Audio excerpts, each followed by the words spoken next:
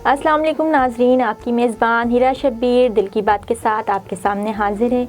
आज हम आपकी मुलाकात करवाएंगे एक मारूफ सिंगर से। इन्होंने अपनी गायकी का आगाज़ यूँ तो पीटीवी से किया, लेकिन एक तवील अरसे से अमेरिका के शहर कैलिफोर्निया में मुकीम है और हाल ही में पाकिस्तान तशरीफ़ लाई हैं। बेहतरीन गज़लें गाती हैं। आइए आपको मिलवाते हैं मिस शाइस्ता आलम साहिबा से। अस्सलाम वालेकुम। वालेकुम सलाम हिरा, बिल्कुल ठीक। आप कैसी हैं? आपको दिल की बात में खुशामदीद कहते हैं। बहुत शुक्रिया, आपने वक्त निकाला हमारे लिए। शाइस्ता, अपनी निजी ज़िंदगी के मुतालिक कुछ हमारे नाज़रीन को बताइए। कहाँ पैदा हुई, कहाँ से ताल्लुक़ रखती हैं? मैं हिरा यहीं कराची में ही पैदा हुई हूँ। कराची ही मेरा शहर है और पाकिस्तान में कराची में पैदा हुई और यहीं पे मेरी early education, college, I finished my college, I graduated from here. और उसके बाद मैं फ़ौरन ही ग्रेजुएशन के बाद मेरी शादी हो गई और मैं अमेरिका चली गई। अच्छा, फ़ौरन ही आप शादी के बाद फ़ौरन चली गई थी विदिन अ मंथ। तो उस वक्त से मैं अमेरिका में ही हूँ।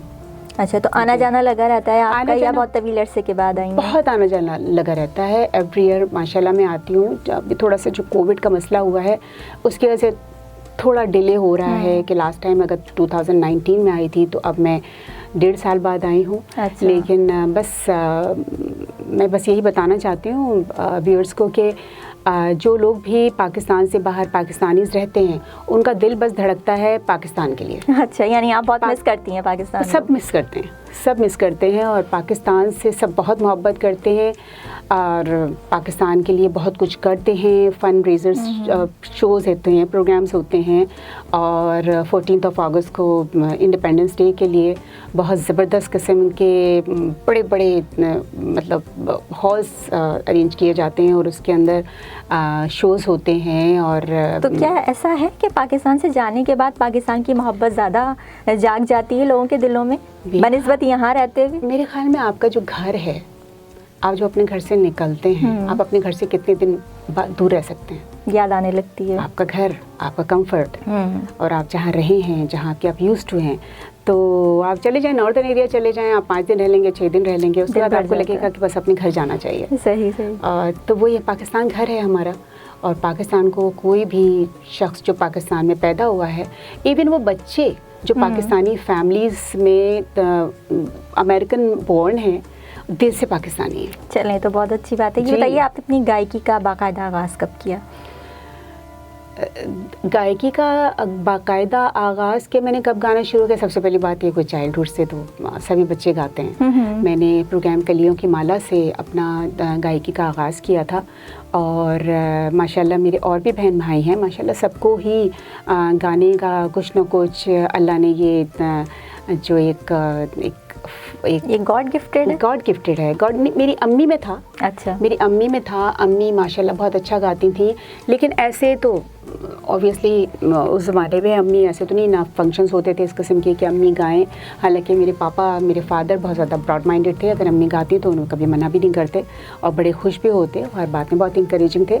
लेकिन ये कि अम्मी जैसे एक घरेलू औरत थी। अच्छा। फिर माशाल्लाह बच्चों में फंसी हुई थी, तो हमारी अम्मी गुनगुनाती थी और हमारी अम्मी की आवाज़ बहुत अच्छी थी। तो आपने तरबियत ली या अम्मी से ही सीखा? नहीं, अम्मी से किसी से भी नहीं सीखा। ये कहने का मतलब ये है कि ये आपकी जीन्स में होती है ये चीज़।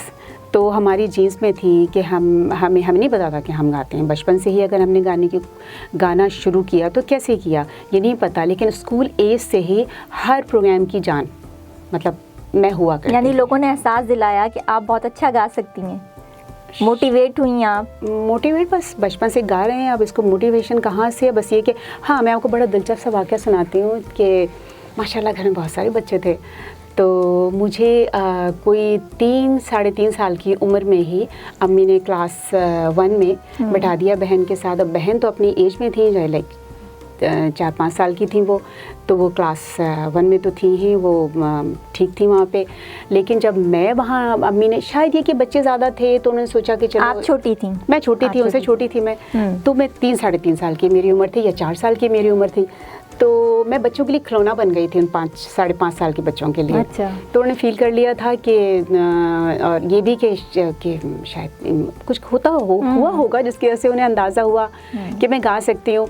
तो हमारी क्लास टीचर ब्रेक के अंदर, उनको भी पता चल गया, तो वो ब्रेक में मुझे टेबल के ऊपर खड़ा कर लेती थी छोटी सी थी, तो मैं गाती थी और बाकी सारी टीचर्स स्कूल की वो आ जाती थी और वो बाकायदा अपना अपना स्नैक्स लेके वहाँ बैठ जाती थी और मैं गाती थी। तो अगर आप ये कहती हैं कि कहाँ से शुरू किया तो वहाँ से शुरू किया, वहाँ से शुरू ऐसा किया। ही। तो फिर आहिस्ता आहिस्ता आपने प्रोग्राम्स करने शुरू किए स्कूल में, कॉलेज में, और उसके बाद जब मेरी शादी हुई है तो मैंने प्रोफेशनली वहाँ अच्छा, गाना शुरू प्रोफेशनल किया। शादी के बाद आगाज़ हाँ, जस्ट बिकॉज के पहले तो आपको बताया ना मैंने कि रेडियो पाकिस्तान में हम जाया करते थे वहाँ, और दूसरे सुहेल राना के प्रोग्राम कलियों के माला में, रेडियो पाकिस्तान का मैंने आपको नहीं बताया कि रेडियो पाकिस्तान में हम 5 बहन भाई इकट्ठे पहुँच गए अच्छा ऑडिशन के लिए, और 11 बच्चों में हम 5 बहन भाई सेलेक्ट हो गए। अच्छा, ये very बड़ी nice। अमेजिंग बात थी और हम सब उसमें शामिल थे।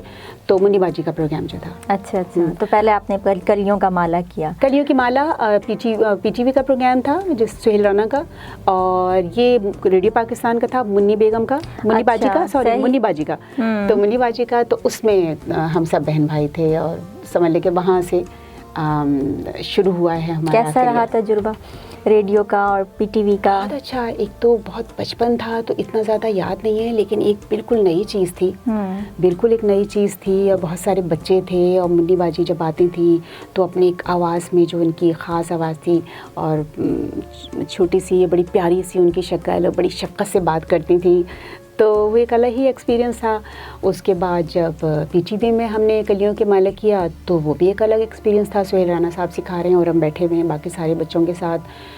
और उसके बाद स्कूल कॉलेज में ही हम लोग मतलब फंक्शंस की जान थे, और मुझे मैट्रिक के बाद भी, जब मैंने मैट्रिक स्कूल छोड़ा है तो मुझे बुलावा आ गया था कि शाइस्ता को लेकर आओ यहाँ, कोई फिर हम किसे गवाएंगे। अच्छा, तो घर में इतने सारे बच्चे थे, सब इन्वॉल्व थे, तो घर से तो बहुत सपोर्ट मिली होगी आपको अपने पेरेंट्स की? हाँ, उसमें कोई एतराज़ नहीं हुआ? नहीं, ऐसा कोई मसला नहीं था कि किसी को एतराज़ हो या कुछ है। ऐसा कोई लोग ऑनर भी नहीं समझते थे हमारे घर वाले, अम्मी पापा के, जैसे इनके बच्चे जो हैं हर चीज़ में लीड करते हैं, तो वो घर की मुर्गी दाल बराबर वाली चीज़।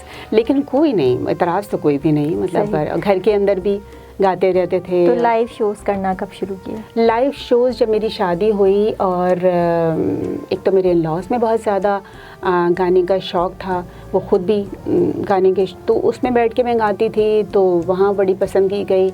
उसके बाद जब पता चला, कम्युनिटी को पता चलता है तो फिर कम्युनिटी इन्वॉल्व होती है उसके अंदर, और फिर मुझे कॉल्स आई, फिर मुझे कहा कि आप हमारे यहाँ आइए और आप कितना चार्ज करेंगी। तो उससे मुझे बड़ा अजीब सा लगता था कि मैं पैसे लेकर थोड़ी गाना गाती हूँ। तो मैं कहती, और मैं उनको मना करती थी कि नहीं तेरा नो चार्जेस, मतलब ये कि, और मैं ऐसे गाती भी नहीं हूँ, मतलब मैं फंक्शंस में आके नहीं गाती हूँ।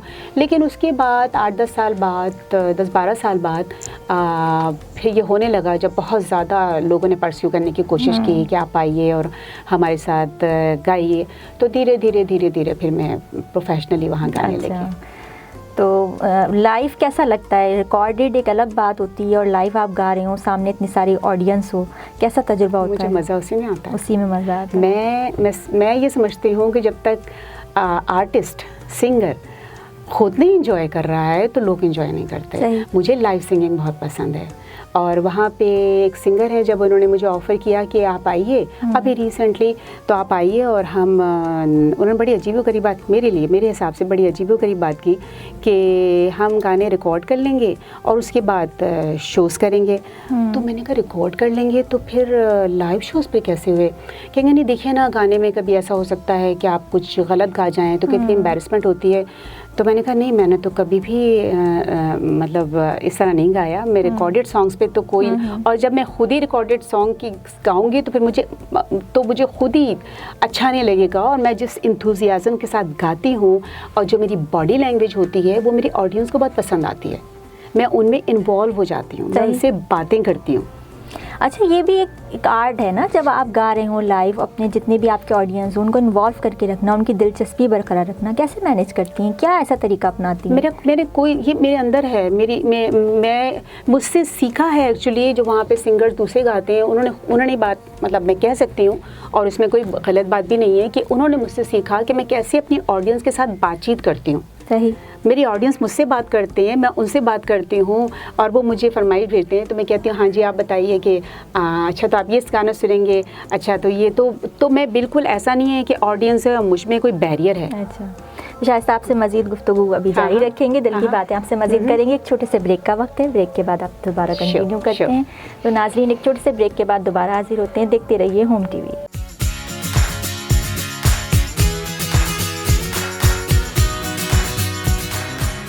वेलकम बैक नाज़रीन, हमारे साथ मौजूद हैं शाइस्ता आलम साहिबा और हम उनसे कर रहे हैं कुछ दिल की बातें। शाइस्ता, ये बताइए कि आप गज़ल के अलावा क्या गाना पसंद करती हैं? गज़ल के अलावा ये नहीं है कि मैं सिर्फ गज़लें ही गाती हूँ। जब मैं शोज़ करती हूँ तो ऑब्वियसली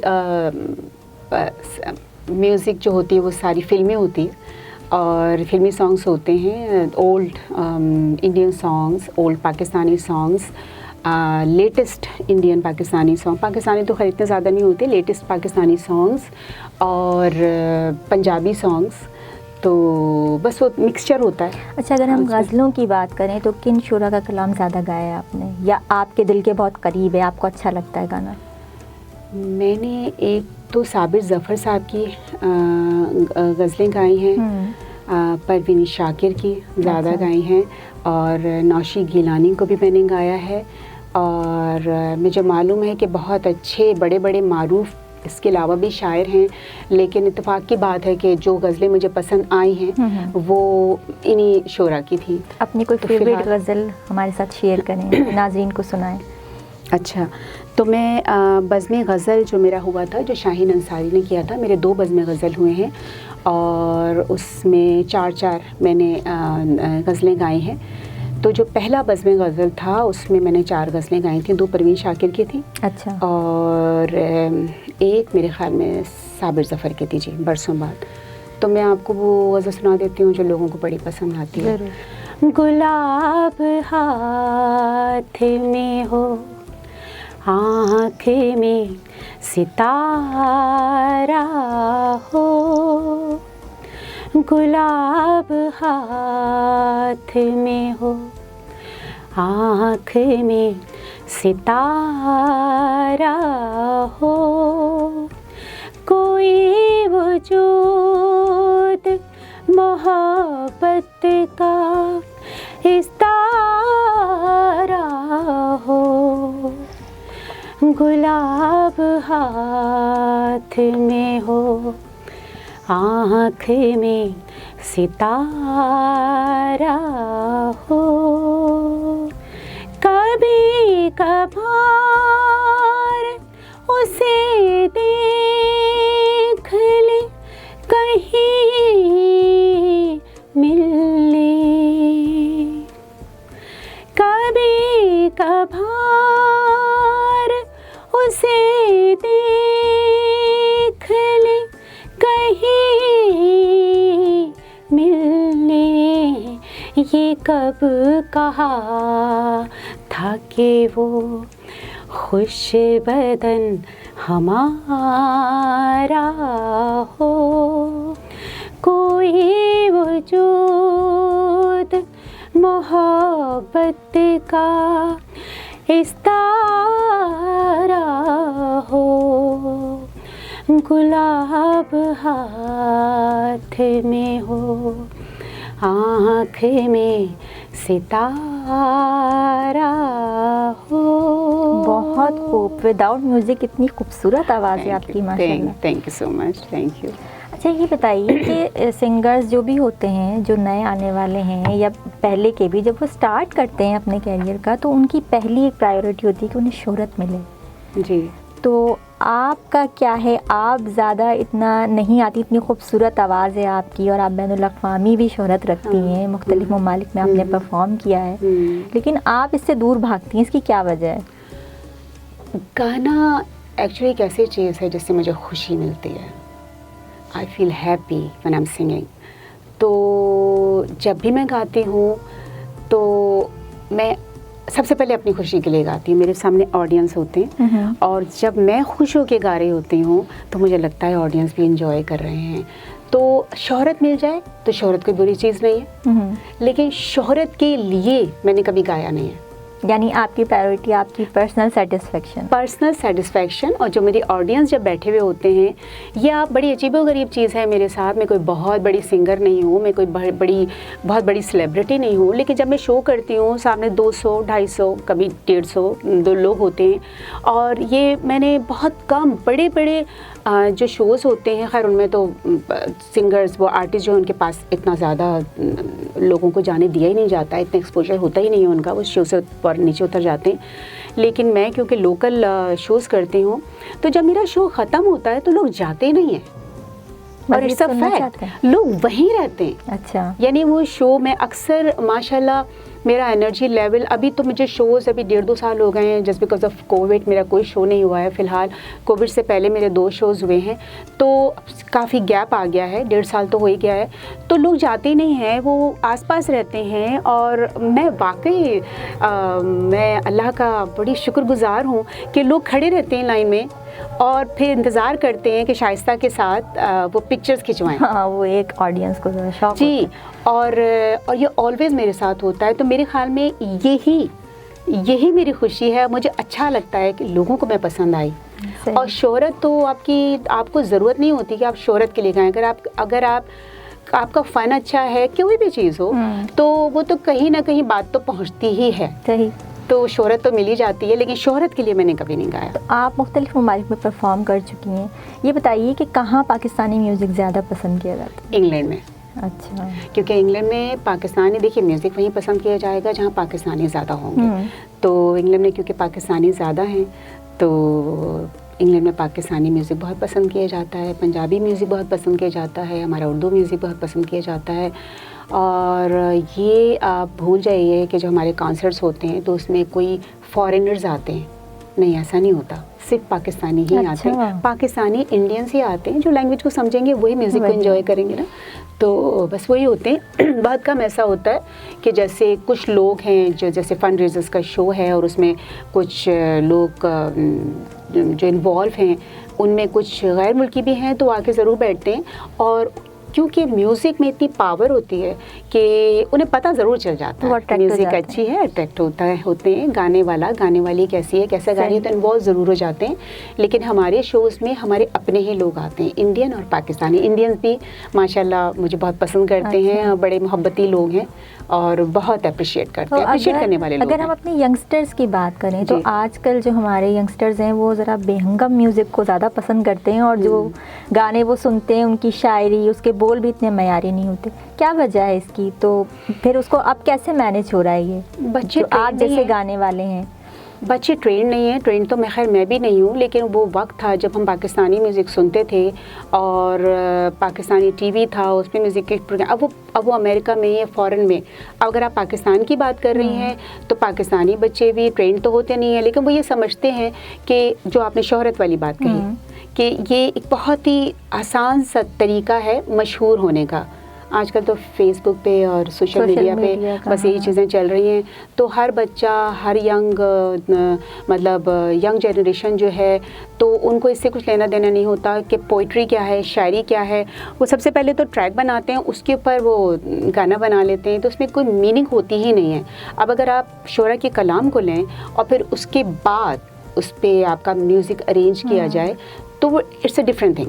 लेकिन अगर आप सिर्फ आपकी शायरी, और मैं हमेशा, जो आपने क्वेश्चन किया, हमेशा मैं सोचती हूँ कि ये बच्चे जो हैं क्या गा रहे हैं। एक तो इतना शोर, इतना हंगामा, लेकिन खैर वो आजकल की जनरेशन उसको एंजॉय करती है, लेकिन वो चीज़ें वो वक्ती तौर पे ही रहता है, फिर वो देर पा चीज़ें नहीं होती हैं। सही। तो उनकी कोई लाइफ नहीं होती। सही। ये कोविड के बाद की जो सूरत हाल है, पूरी दुनिया ही डिस्टर्ब हुई और बहुत सी चीज़ें, बहुत से प्रोग्राम्स ऑनलाइन होने लगे। तो गज़ल गायकी भी ऑनलाइन स्टार्ट हुई। कोई आपने ऐसा कोई शो प्रोग्राम किया हो? नहीं, मैंने ऑनलाइन तो कोई शो नहीं किया। ऑनलाइन बस मेरी जो गज़लें हैं वो हैं और लोग सुनते हैं। फिर जब मैं लाइव शोज़ करती हूँ, मैं लाइव शोज़ को ही प्रेफर करती हूँ एक्चुअली। वही कि मैं एंजॉय ही तो उसी चीज़ को करती हूँ। इस पीरियड में आपने कोई ऐसा वो नहीं? देखिए, अभी 2019 तक तो शोज़ हुए हैं मेरे, उसके बाद ये 1.5 साल का गैप आया है और उसमें तो पूरी दुनिया ही बंद हो गई। तो शोज़ कैसे हो सकते थे? अभी तक हमारे यहाँ बहुत रिस्ट्रिक्शंस हैं और अलाउ करते ही नहीं है। वही शादियाँ रुकी हुई हैं और पेंडिंग में पड़ी हुई हैं। तो अब शादियों को भी अगर उनको अलाउ किया है इस किस्म के वेन्यूज़, ओपन वेन्यूज़ में आप करें और 200-300 लोग बिल्कुल बाकायदा जो एक प्रोटोकॉल होता है उसके साथ आप करें तो उसकी। अच्छा, ये बताइए कि आप खुद भी लिखती हैं? मैं लिखती हूँ। क्या लिखना पसंद करती हैं? मैं एक्चुअली मैं जो रियल स्टोरी बेस्ड जो चीज़ें होती हैं ना, वो जैसे कोई चीज़ मुझे अट्रैक्ट करे, कोई चीज़ जिससे कि मैं बहुत ज़्यादा मतलब मेरे दिल को लग जाए। जैसे मैं आपको एक बताती हूँ, एक जो मैंने अफसाना कहें या आप उसको मेरे जो भी मजमून कह दें, तो मैं पाकिस्तान से गई थी और यहाँ जब मैंने टीवी खोला तो उसमें न्यूज़ आ रही थी कि किसी जवान यंग लड़के को लाइक 30-31 इयर्स ओल्ड उसको रेंजर्स ने शूट किया था। ये मेरे ख़्याल में काफ़ी उस हीटेड मतलब वो एक इशू था उस वक्त का। तो उसी वक्त ही हमारे यहाँ अफसाने की शाम हो रही थी, तो मेरे हस्बैंड ने आके मैसेज दिया कि अफसाने की शाम हो रही है और कल ही है, तो तुम कुछ लिख लो। मैंने कहा इतने शॉर्ट टाइम के लिए मैं क्या लिखूंगी, और मैं कैसे लिख पाऊंगी। मैंने कहा नहीं, मैं नहीं करूंगी। तो जो मैंने टीवी के ऊपर देखा और जो वो चीज़ मेरे दिल को जाके ठक से लगी कि ये क्या हुआ, तो मैंने उसके ऊपर बस बैठे बैठे 15 मिनट में उसको लिख लिया और उसका उन्वान था कसूर किसका। सही। तो लोगों ने उसको बड़ा पसंद किया और मैंने 15 मिनट बाद अपने हस्बैंड को आके बताया कि चलें फिर मैं कर लूँगी क्योंकि मैंने लिख लिया है। तो क्योंकि तुमने लिख भी लिया? मैंने कहा हाँ, और मैंने उसको जाके और पढ़ा था। चलें आपसे मज़ीद गुफ्तगू, मज़ीद सवालात आपसे करेंगे छोटे से ब्रेक के बाद। हाँ, दोबारा से हाजिर होते हैं। थैंक यू जी, तो नाज़रीन एक मुख्तसर से ब्रेक के बाद दोबारा हाजिर होते हैं और शाइस्ता से मज़ीद बातें करते हैं। देखते रहिए होम टीवी।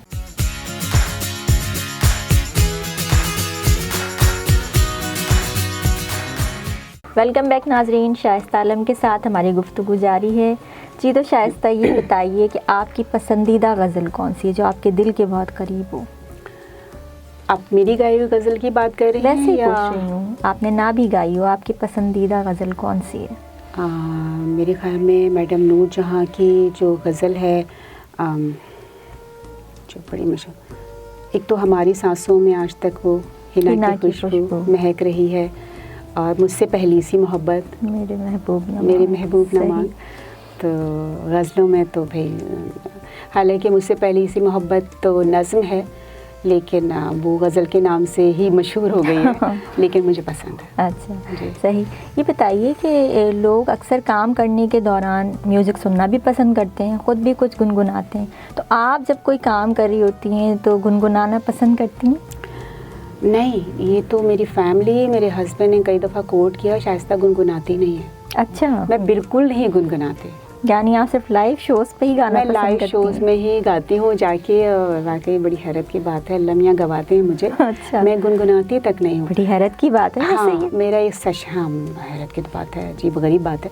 तो एक सेशन मुझे मिलता है जिसमें मैं अपने स्केल सेट करती हूँ, और बस मुझे एनर्जी जो होती है वो स्टेज पे जाके मिलती है। सही। तो मैं कितनी अपने आप को लेथार्जिक फील कर रही हूँ, या मैं सोच रही हूँ आई फील टायर्ड, मैं कैसे गाऊँगी या कुछ है, लेकिन वो एक एनर्जी मुझे जैसे आनी शुरू हो जाती है और मैं गाना शुरू कर देती हूँ। जब गाना शुरू कर देते हैं तो बस गाती चली जाती हूँ। सही। तो जब आप बहुत ज़्यादा थकन महसूस करती हैं तो कौन सा अमल आपको रिलैक्स करता है? म्यूज़िक सुनती हैं, चाय पी के रिलैक्स करती हैं? चाय। अच्छा, उसके लिए थकन और नो थकन उसमें कोई मसला नहीं है। मेरी चाय बहुत ज़रूरी है। तो सुबह उठती ही इस खुशी में हूँ कि चाय पीनी है, इतनी ज़्यादा पसंद। हाँ, इतनी पसंद है, और दिन में भी सोचती रहती हूँ अब चाय पी लूँ। आखिरकार मैंने 3-4 बजे चाय पीनी शुरू की है, क्योंकि वो चाय का है ना कि कैफ़ीन जो है फॉर 3 आवर्स तो आपको सुलाती है, और आफ्टर 3 आवर्स फॉर 6 आवर्स आपको जगाती है। तो मैं रात को बिल्कुल चाय ऐसी पीती हूँ 9 बजे, कि अगर मैं 12 बजे भी 11 साढ़े 11 बजे सोने जा रही हूँ तो मैं सो जाऊँ, और ये वाकई है, इट्स अ फैक्ट। तो चाय मुझे बड़ी पसंद है, और बस।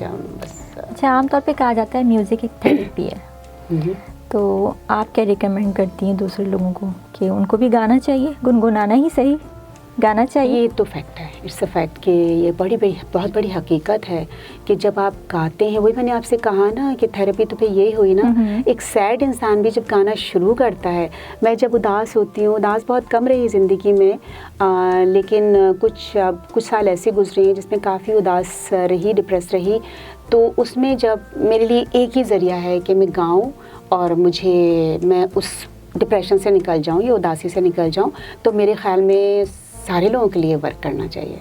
और ज़रूरी नहीं है कि आप सुर में ही गाएं, कोई ज़रूरी नहीं है। आप जितना भी आप गा सकते हैं आप गाएं, और वो तो आप कुछ चीज़ें तो अपनी इनर सेटिस्फेक्शन के लिए भी करते हैं ना, कि आपको कौन सी चीज़ें खुशी देती हैं। आप किसी के लिए ज़रूरी नहीं है कि आप गा ही रहे हों। तो जब मूड अच्छा होता है तो बहुत कम गुनगुना भी लेती हूँ, लेकिन मोस्ट ऑफ द टाइम मैं गुनगुनाती भी नहीं हूँ, मैं गाती ही नहीं हूँ। मेरी प्रैक्टिस ये भी नहीं होती कि मैं गुनगुना लूँ। तो बस वही है कि स्टेज पे जाके फिर मैं गाती हूँ गाना। चलें आखिर में हमारे नाजरीन को एक कोई गज़ल या नज़्म जो आप सुनाना चाहें। मेरी गाई हुई या किसी की भी? किसी की भी हो सकती है। अच्छा, तो मैं क्योंकि जब स्टेज पे जाती हूँ तो मैं पाकिस्तानी सॉन्ग्स भी गाती हूँ, उर्दू भी, पंजाबी भी, ओल्ड और लेटेस्ट मैं इसलिए नहीं कहूँगी कि लेटेस्ट तो कोई ऐसे गाने आते ही नहीं हैं पाकिस्तान के अब, तो इंडियंस फिर भी चलते हैं। तो मैं इंडियन सॉन्ग्स की मुझसे फरमाइश होती है, और पाकिस्तानी गानों की, कभी पंजाबी भी गानों की होती है। और नहीं तो मैं आपको लता मंगेशकर का आपकी नज़रों ने समझा प्यार के काबिल मुझे।